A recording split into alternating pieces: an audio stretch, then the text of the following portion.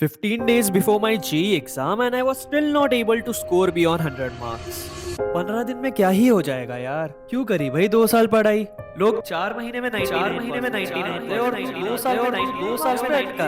तेरी औकात ही है। Yes, this was my situation just 15 days before my JEE exam and I was terrified. And I know a lot of you might be having this feeling, so watch this video till the very end and I can assure you that this might be the best video that you have watched in a while. Just 15 दिन पहले मेरे JEE का syllabus complete हुआ था. I mean मेरे coaching का.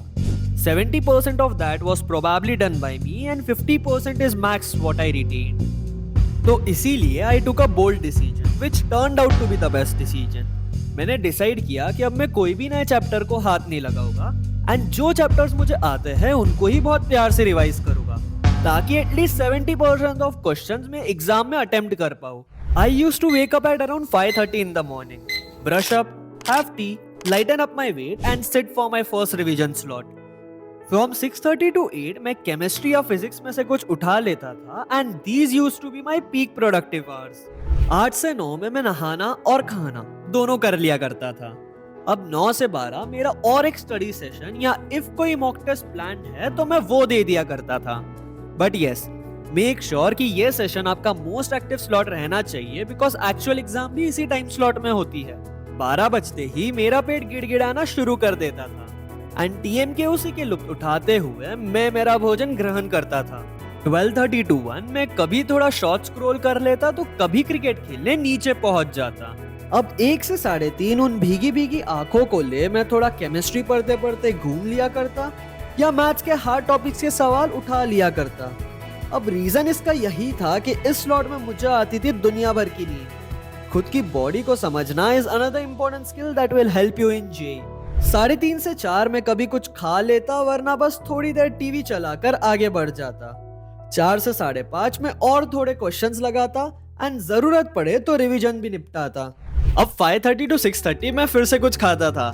अब मतलब यार मेरे को बोलने को भी शर्म आ रही है बट मैं खाता था यार. मतलब दिन में 5-6 बार तो मैं खाता ही था. एंड यार ऑक्सीजन वगैरह तो सब मुंह में आया है, तुम्हारा खाना ही है जो दिमाग तक पहुंचता है. एंड कुछ कहते भी है ना कि मर्द के दिमाग का रास्ता पेट से होते हुए जाता है. मतलब अगर ऐसा कुछ कहते तो बहुत सही कहता है. मेरे को एग्जैक्टली याद नहीं क्या कहते हैं. 6:30 से 8 मैं जो जी चाहे वो सब्जेक्ट उठाता एंड फिर कुछ देर बाद अपना डिनर करने बैठ जाता. 9 बजते बजते मैं दिन का एक आखिरी स्टडी स्लॉट लगाता एंड अराउंड 10 कभी यूट्यूब पे रैंडम स्क्रोलिंग या कभी कभी मम्मी पापा के साथ बॉन्डिंग करने चले जाता. तकरीबन देखो तो मैं दिन में 10 से 11 घंटे एफर्ट्स डाल रहा था. इसके अलावा मैं मेरे पूरे दिन का ट्रैक रखा करता था. पूरा हिसाब रहता था कि कब मैं क्या कर रहा हूँ ताकि कहीं भी मैं अननेसेसरी टाइम ना बिगाड़ूं. इसके अलावा मैं मेरे अगले दिन के टारगेट्स भी बना लिया करता था एंड कोशिश रहती थी कि at least 90% of those targets should be achieved. But या let me give you a reality check. इन आखिरी के 15 दिनों में भी ना there used to be days जब मैं ज्यादा पढ़ नहीं पाया. कभी मैं सुबह उठ नहीं पाता तो कभी बीच में रैंडमली फ्रस्ट्रेट हो जाता. बट आई मेड श्योर कि मैं कभी भी उस दिन पे गिव इन ना करूं. What I mean to say is कि भले मैं सुबह लेट उठाऊं बट उसके बाद का जो भी शेड्यूल रहता था मैं उसको अच्छे से फॉलो करता था. अगर बीच में कभी फ्रस्ट्रेट हो गया तो आई मेड श्योर कि मैं उस दिन को अच्छे से एंड करूं because I am a cricket lover and I believe a lot in momentum.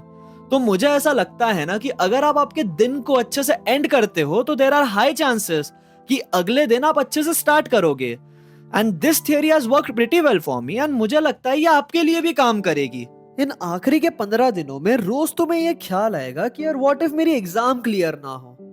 What if सब कुछ सही करने के बाद भी तुम एग्जाम हॉल में पैनिक कर जाओ या पेरेंट्स की उम्मीदों पे खड़ा ना हो पाओ. एंड सच कहूं तो it's really tough to keep off this thoughts. But let me share what worked out for me. मैं जो भी शायद थॉट्स आया करते थे ना उनको नेगेट कर दिया करता था. I used to simply think what if मेरी एग्जाम निकल जाए. मेरे पेरेंट्स की जो भी उम्मीदें थी मैं उन पे खड़ा हो पाऊं एंड व्हाट इफ मैं एग्जाम में भले ही थोड़ा पैनिक होके जाऊं बट जब मैं बाहर निकलूं तो एक बड़ी सी स्माइल और खूब सारे कॉन्फिडेंस के साथ बाहर आऊं. And this used to just calm me down. This has to be the most stressful time of your entire journey. But make sure कि आप कुछ अच्छी आदतें डाल लो and trust the process and the hard work that you have put in. For me revision, test देना which I used to be scared of and negative mindset को positivity में convert करना used to be my biggest superpower. Find yours and then work on it.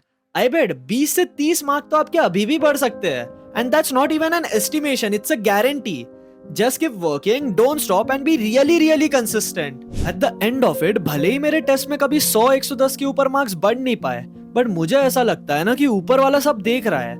And when he sees कि you are working hard enough, तो he blesses you in ways you never thought of. तो crux बात का यही है कि 15 दिन बचे आपकी जेईई एग्जाम के लिए, so give it your all. मेरे साथ चमत्कार हुआ, क्या पता आपके साथ भी हो, क्योंकि at the end of the day आपने सुना ही होगा कि luck favors the brave.